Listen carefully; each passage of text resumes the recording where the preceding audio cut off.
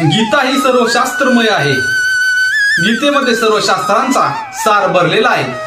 तिला सर्व शास्त्रांचा खजिना म्हटले तरी अतिशयोक्ती म्हणता येणार नाही. तिचे नीट ज्ञान झाल्यावर सर्व शास्त्रांचे यथार्थ ज्ञान आपोआपच होईल. यासाठी अतिरिक्त परिश्रमांची आवश्यकता नाही. महाभारतात म्हटले आहे सर्व शास्त्रमयी गीता, पण इतके पुरेसे नाही.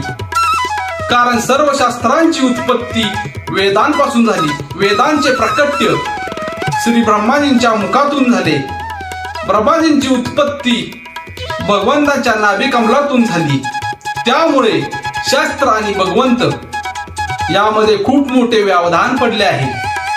तरी पण गीता ही स्वतः भगवंतांच्या मुखातून निघाली आहे. त्यामुळे सर्व शास्त्रांपेक्षा सर्वश्रेष्ठ म्हटले तरी अतिशयोक्ती म्हणता येणार नाही.